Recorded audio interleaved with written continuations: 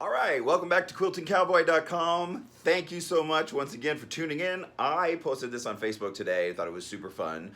So yeah, this is the quilt that I actually slept under from the time that I probably, let's see, got my first bed until I was probably about 12.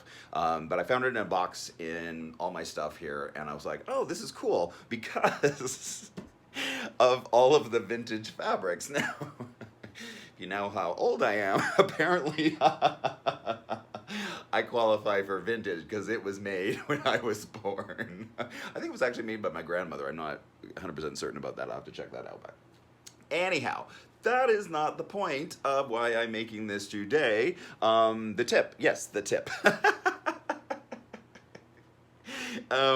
Yeah, so my tip for you today is, like, if you've ever bought any of my patterns, which I'm hoping you have,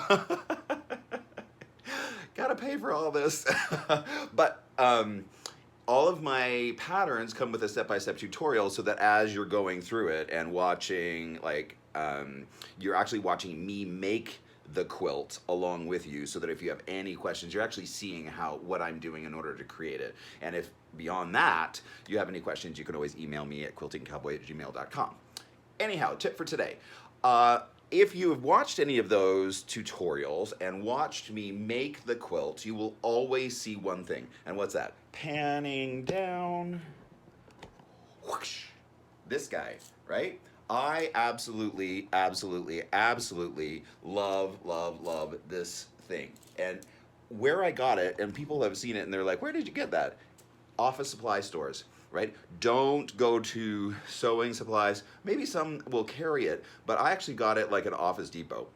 And what it is, it's a retractable lanyard, okay? So that people who are in offices, they need passes, fobs, things like that, that they'll have it attached on them. And so, like, when they need to open the elevator or something like that, right, that's what it's used for. But having it attached to me on just my pocket, right, this is, you know, I can grab it at any time, cut what I need to cut, and then that's, you know, just keep moving on. Because if you're anything like me and you're in your process and it's like going on, blah, blah, blah, it's like, where did I put my scissors? So if you have that problem, like your pin cushion is attached to you, I also strongly suggest that you get a little pair of scissors like this, whoosh, right? That's ready at any second. Anyhow, thank you again for tuning in to quiltingcowboy.com, and I always appreciate hearing from you.